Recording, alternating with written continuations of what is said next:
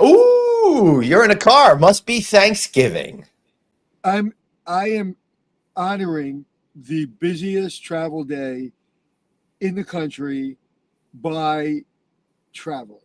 That's beautiful because I-95 is not busy enough. I'm Anthony. Welcome to No Vacancy Live. That's my friend Glenn. You're watching the #1 show in hospitality.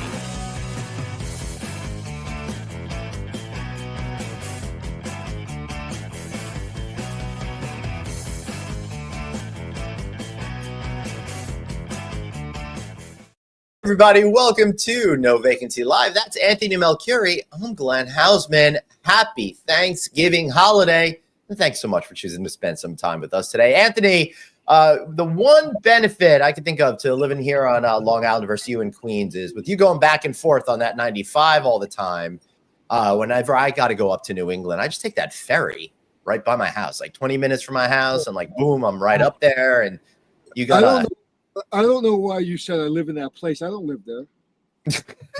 You just outed me for the first time ever where I live. What, in the general New York City area? That's better. I didn't like that place. Like that was real specific. Like I just dropped your address over there or something like that. So happy Thanksgiving. Happy Thanksgiving, gobble gobble. Are you doing that whole like throw it in the pot outside and catch your house on fire kind of turkey? Yes, as a matter of fact, we wanted to add on a new wing here over at the Houseman Hotel. So we figured by accidentally burning it down with an exploding turkey is a great way to go. Yeah. No, you're making your turkey.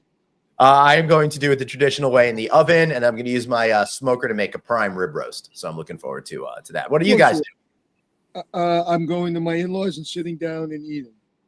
Nice. I like that. I like that plan. But, you know, I got to have everybody over here. And while y'all are toiling away on Christmas, we'll be seeing a movie and eating Chinese food and not having to cook.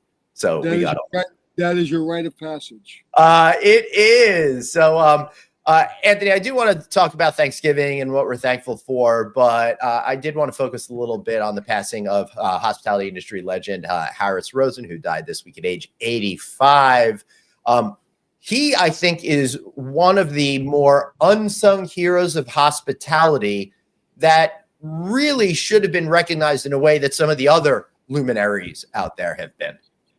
You know, and I can't agree with you more. And the reason he maybe wasn't as recognizable or he wasn't as touted as the others is because he was busy doing the work. Right. He was busy every single day worrying about the health care of his employees, worrying about the education of his employees. You know, it was a telling story about his heart when, and I'll let you in a second tell his biography of kind of who he was in case people don't know, some people don't. But he was on our podcast literally a couple days before he had to make a really big announcement. And it was during COVID, and he was on once before, and he was a lot lighter and upbeat, and then he was really a shadow of the man that I remember when he was on our podcast during COVID, because a few days later, he didn't tell us, but he had to shut down some of his hotels. He's financed his hotels. He's never taken on debt. He's never closed his hotels. He opened up a college. He's opened up a hospital, all under the name of ensuring that his employees had a good work environment. You go to any Rosen hotel, there's a grandmother and a daughter and a son working in the same company or the same hotel. They do the Rosen, they don't leave. I remember I don't know if I was with you, but I was in Florida and I was having dinner. And I remember asking the waitress why she likes working. Do you like working at the Rosen hotels? And if you do, why? And she started to cry. And she said, I could afford college because of him. I could afford healthcare because of him. I will never leave. Even if I do something else, I will always work part-time in the company because I feel I owe it to Mr. Rosen. That is why the world maybe doesn't know him as well as we know him, and the industry in Florida knows him. And some, obviously, people know him in our industry, but because he was busy doing the work. And also I think part of it has to do with his pursuit was the Orlando area, as opposed to those other big figures that we see that created some of the national brands. I don't think anyone could go to Orlando without knowing the Rosen name and what it meant. But, you know, he came to Central Florida back in the earliest of days. So he was down there in 1973 when he first left his job down there, working for the Walt Disney Company as director of hotel planning. How interesting of a period of time must that have been? He started out his career at the Waldorf Astoria in New York as a convention person selling convention sales, and then did some work at like Hilton and the New Yorker Hotel, and then went to help create the modern hotel business for Disney down there in Orlando, and then went ahead and purchased his first hotel in 1973 at the height of the oil crisis. That and when you think about it, I was down there when I was 9 years old. So what was that? I was 60, that was 75, 75, 74. And I guess Disney was open by then, right? It opened in October of 71. Yeah. So it was literally nothing. We were surrounded by gators, and we just drove in, and all we saw was the road, and then we went to Disney World downtown. But there was nothing in between, the hotels, nothing. And so think about going from the Waldorf Astoria, top of the top in New York City, especially in the 70s, and then going to this thing they call Disney World that may or may not actually make it, and doing hotels in the middle of nowhere in Florida. It's insane. It just tells you he's an entrepreneur since since the jump. And I just can't admire him more because he didn't look for accolades. I mean, just the day he was on our podcast and he looked like he was about to die. He was so distraught carrying that burden that he was going to have to lay people off, because he was open for, I don't know, 6 months or a year. And funding it personally. Right, and he funded tens of millions of dollars. Like, imagine like making a fortune over your lifetime and then putting it back to the people that helped create that fortune for you. Just for people to stay home. Just for people to stay home. He was paying out of his own piggy bank to stay home. And then he got to the point where he couldn't do it anymore. And instead of putting debt on the hotel, because he knew long term that's not good for the employees, he had to shut it down for a little while, and then he opened it up. And I remember there was a convention that was canceled, and that's why he had to close it down.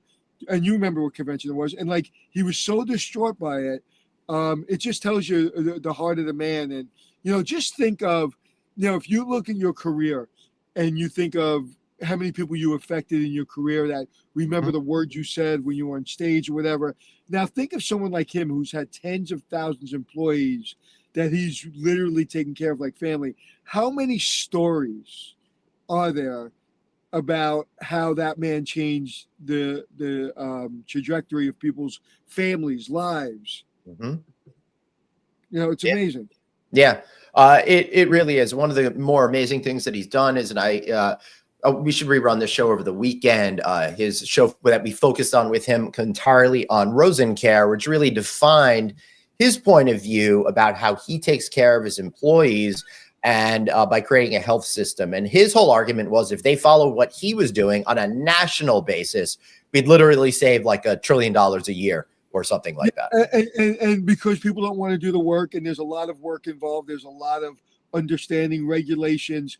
And at the end of the day, it's from his heart, but it's also a business decision, because you have to pay insurance. He self-funded his insurance. He basically was the insurance company. So there's a couple things. One, that money comes off the table. So now you use that money to fund it. Then all the employees that leave to go to get another job because they got another dollar stay because they get free health insurance. So you have to take that area, that gray area that's like, well, calculate that and say this is a win-win. At the end of the day, we probably save money by self-insuring. People get better health care, and my employees feel like I'm taking care of them. It's a win-win-win, but people are afraid to do the work. Let me add another win to that. He would pay for people to go get well visits, because it's a lot less money to pay for a few hours of someone on payroll than it is if they wind up getting a debilitating illness. So they really looked at it from a very holistic point of view and understanding how all of it comes together to create the best value for every human being and quality of life, at the lowest cost possible. That is a real super win. Yeah, he was. Listen, it was all about doing the work, and I admire him. There's a lot of wonderful people in this industry, but there's a lot of posers in this industry too. Yeah. And he was one of the real ones. Yeah, for sure. He also opened Rose and Shingle Creek, a 1,501 room, I think, hotel it is. He's got he purchased the Clarion International and the Red Roof over there, and he put them both into one kind of building. He also did the Rosen Center, the Rosen Plaza. And not only that, but a lot of these properties are right adjacent to the convention centers, which wound up blowing up all around it. What a great legacy it is to have that kind of real estate as well to pass on for other generations. Yeah, and the thing that I admire, I obviously admire things we spoke about, but from a businessman's perspective, and you said it, he stayed Orlando centric. He put no debt on his hotels. Yep. That's unheard of. That is 100% unheard of, to basically fund one hotel, then fund another hotel without taking on debt. And that's why you're able to do the things you can for your employees. That's why you can walk around with a free heart, with just feeling safe. If you feel safe, your employees feel safe. Yeah, I think so. Anything else you want to say about his legacy? Just that we need more people like him, and you don't have to be in the hotel business, or even if you run a small gas station, whatever you do, it's your employees are the reason you're successful, and and he got that. So no, I'm good. He just may he rest in peace. I was pretty surprised. Now I'm going to out myself here. I've been busy doing something the last 2 days. So yesterday when you announced that he had passed away, it's the first time I heard about it. Oh my goodness, I had no idea. You covered that up pretty good. Yeah, except that you told me in the green room it looked like you saw a deer in the headlights. but no, I was just like, wow. Like, he's one of those spirits, because I like to think when I'm done, it's like you don't remember how old I was, you remember how strong my spirit was. And his spirit was so, like, when you said he passed away, I said, no, he's supposed to be one that lives to 116 and look like Clint Eastwood at the end of his life, like he died 3 times already. Yeah. But like, that's supposed to take him out at 85. I know. And he was a guy that was in the pool at like 5 a.m. every single morning. So he was super, super fit, which is really, really important. And as I get older, I'm learning that lesson more and more. So when I say if when you're like in your 20s, 30s, you fall down, you get up. When you're 40s, you grab a chair to get up. When you're in 50s, you're like, help me to get up. When you're in 60s, you don't get up. Yeah, I hear you. I'm at the I don't want to bend down to take the dishes out of the washing machine, the dishwasher anymore, because it's starting to bother me. I am officially 59 and a half, and I'm very, very, very, very excited. I never talk about my birthday, but I am very excited about my 60th birthday. Why? Because I feel great. I feel like my spirit can light up a city. I feel strong. I just feel younger much younger than I feel like. Depending on the day, some days I feel 37, some days I feel 45. So right today I feel 37. So between 37 and 45. But 60 when we were growing up, 60 was 50 was old. If you look at 1901 and you look at the life expectancy of a male in North America in 1901, do you know what it was? 42? 47. 47. Yeah, I mean there was a lot of coal mine accidents and stuff like that back then. Yeah, and when you got a cold, you're like, put a cold compress on your head and good luck. Dude, yeah. Oh, I got this little cut. The next thing you know, that you've got you're dead. It's crazy. It's absolutely crazy. I wonder because he died of surgical complications. But that's from Wikipedia, so that is not confirmed. Go on. No, it's not confirmed. Yeah. Wait. Are you saying Wikipedia is not the Bible? I'm just saying that I haven't had anything independently verified. So as a journalist, I do not feel comfortable with claiming that as fact. I always forget you're a journalist. Yeah. I don't really show it much. Yeah. I like. Am I a journalist at any level? Like. Yeah. No. I mean, we're telling stories and all of that. So I guess what it is. And journalists these days seem to be more like writing really dumb stuff like such and such CEO reinvented the industry in just one word. You know, I see these horrible headlines all the time. Well, I'm telling you, they're getting better because they're catching me. I'm Man. going to articles and I'm like, oh my God, it's absolutely the opposite of what they said the headline was. Yeah. Always are. It always is. That is one thing I'm not thankful for. But one thing that I am thankful for is that we get to talk to so many great people throughout the year, and we had a real fun year of shows so far. Yeah, I'm thankful for that. We're still doing this. I can't believe how long are we doing it? Like you and I, 4 years. Well, we've been doing this format since obviously March of 2020, but we started doing stuff. I believe it was the summer of 2018. No, lying son of a bitch. Was it 2019? Wow, holy crap. Yeah. So I'm thankful for obviously health and family and but this year getting closer to the mid-level manager and really being able to do development and really kind of see their perspective and kind of give them some input and insight. And I said 2025 is the year of mid-level managerial courage. And what does that mean? That means that your mortgage and everything else is depending on your job. So you're afraid. So how do you don't want to rock the boat? I've never had that problem. I've always been I've been afraid, but I've always spoke my mind. So it's really I want to show mid-level managers and managers, general managers, that you could speak your mind and you could push and you could get yourself in a little trouble without getting yourself in a lot of trouble. And all that comes down to is your mindset and being prepared. So if you know you're going to speak to somebody that doesn't take news well, make sure you're prepared and make sure you're ready for their argument. And that's what I want to teach. I want to teach people how to have managerial courage, because I think in this day and age, there's a lot, I'm not saying all, but there's a lot of order takers. And you're, as a manager, being hired to manage. You're not being hired to take orders. Yeah, I agree. So what do you think is the best way to make sure you can focus on that in 2025? Me? No, the person watching and listening. What are you afraid of? And fight that. Fight what you're afraid of. First of all, look at your mindset. Go on Google and write, the 8 mindsets of people, right? There's a list of mindsets. What kind of mindset are you? Are you a mindset that sees the world as plentiful, or are you a mindset that sees the world as starving and you have to get yours and you have to kill people to get yours and there's not enough for everyone? So there's different types of mindsets. So set your mind and decide what kind of person you want to be. If you're not the person you want to be, you got to set your mindset. Once you set your mindset, you've got to really take a risk.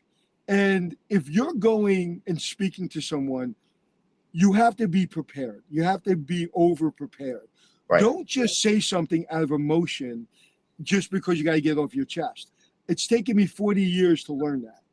Is that be detailed in your thought process, in your paperwork, and then fight. And I was doing a class the other day, and I said, get fired doing your job, don't get fired not doing your job. Right. And what does that mean? That means if you're not doing your job because somebody else is thinking this is your job, and that's not your job, you're probably eventually going to get fired because the big boss is going to catch that. What the hell were you doing? Well, I was doing because Mr. Smith told me to do this. So just do what you're supposed to do and fight.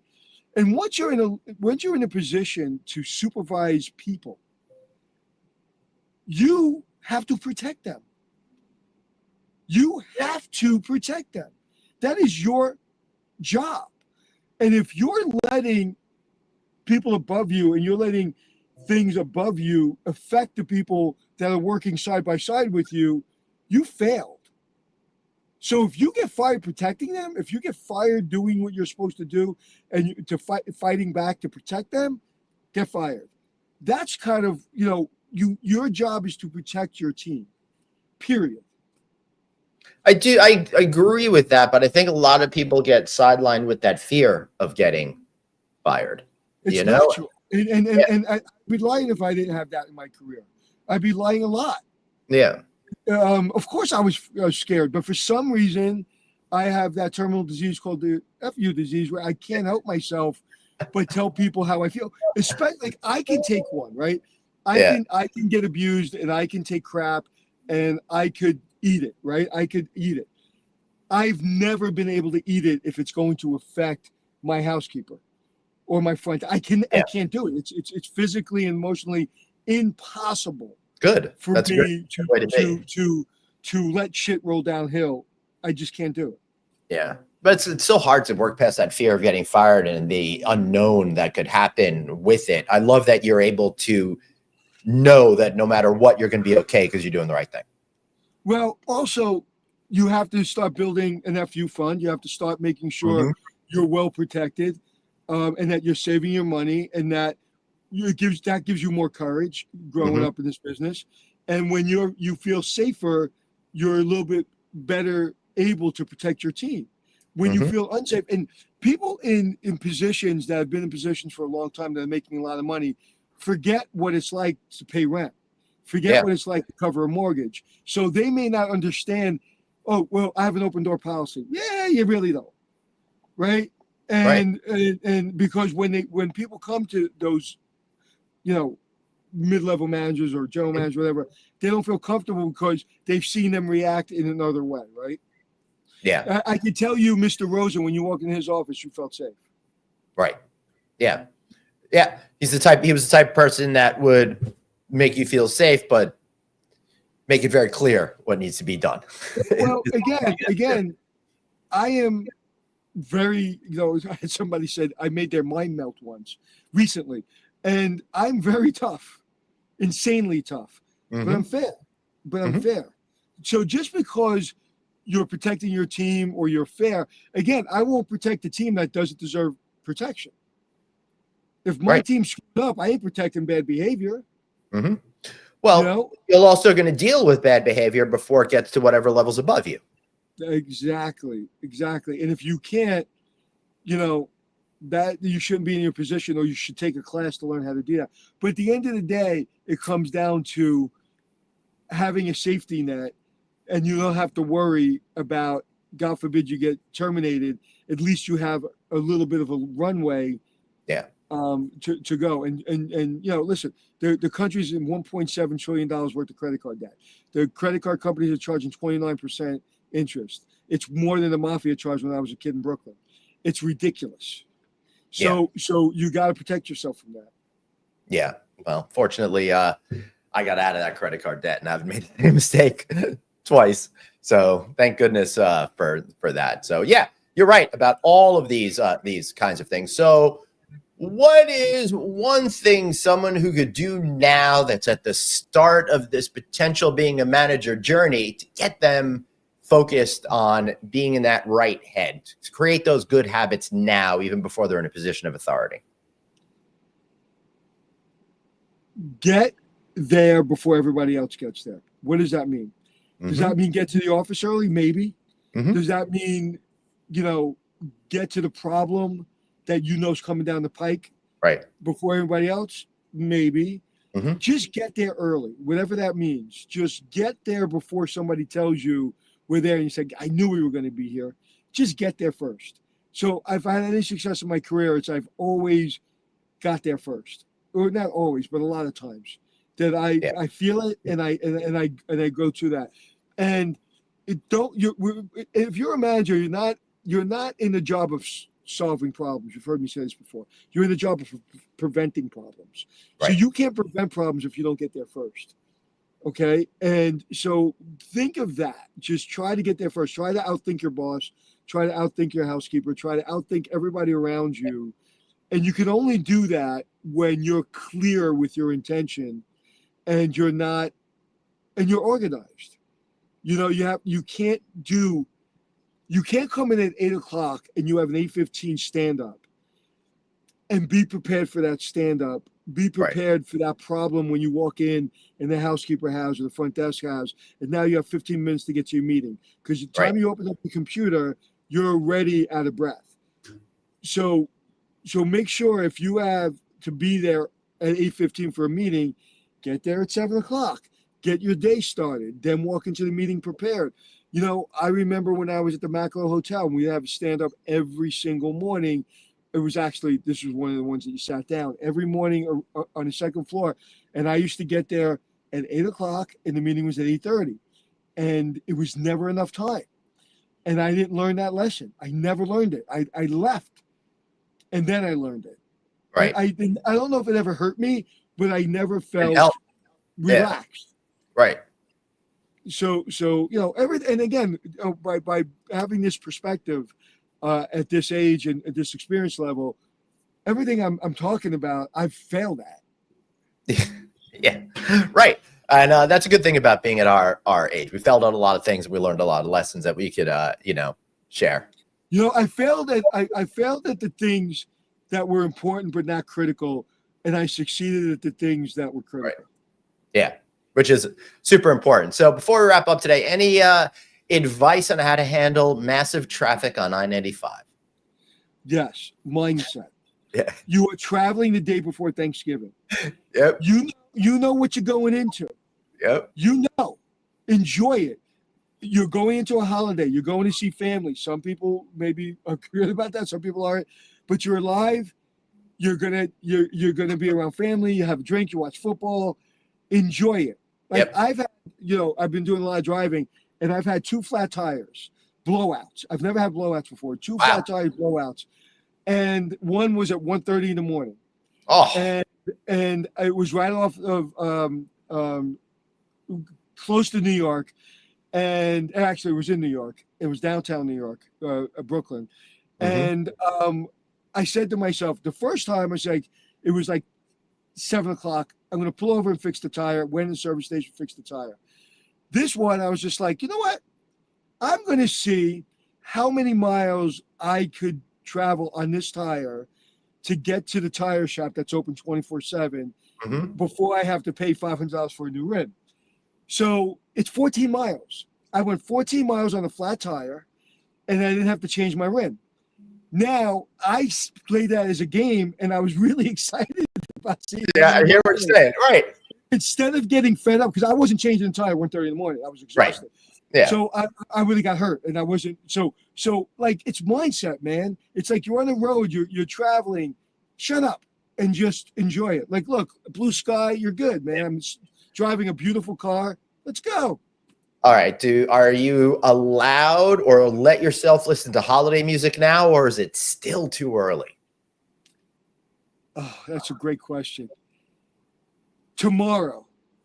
Yeah, I'm allowed to on Friday, or at least after Santa shows up at the Macy's parade. Tomorrow or Friday. I'm probably Friday, because I do something on Friday, Black Friday, and that's when I start hearing holiday music. I go in the city with my nephews and my kids, and that's when I'm ready for holiday music.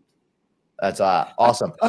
I was right after Halloween. It was like literally days after Halloween, and I walked into like a CVS or no, not even a CVS. I can remember, maybe a bank. I don't remember. And they had holiday music. They had Christmas tree up, and I literally said out loud, "This is bullshit." Yeah, I've got the holiday station set on my car, but I'm not allowed to listen to next week. But very exciting news. First night of Hanukkah is the evening of December 25th this year. How cool is that? Oh, that's cool. So you get your holiday for yourselves this year. Usually we steal it from you. Yeah, it's going to mess up Jewish Christmas, though. I don't know what's going to happen. Eat your Chinese food early. Yeah, but we might do, we do our annual potato pan pancake night, which is really important, where we talk about how delicious they are and claim we're going to do it again, and then don't, and then do it again the following year. So we got like that. you and I. We promised we're going to go everywhere in the world to see the people that are on this podcast. Yep. And so far, we've been to Secaucus.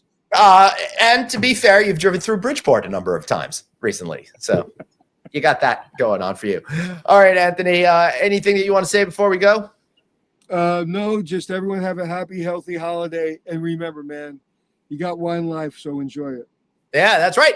Hey, that's a great way to put it. I usually say, so you've got one life, so blaze on. And I guess we'll see you soon, right? And be kind to yourself. Happy Thanksgiving and happy holiday season, everyone. See you guys soon.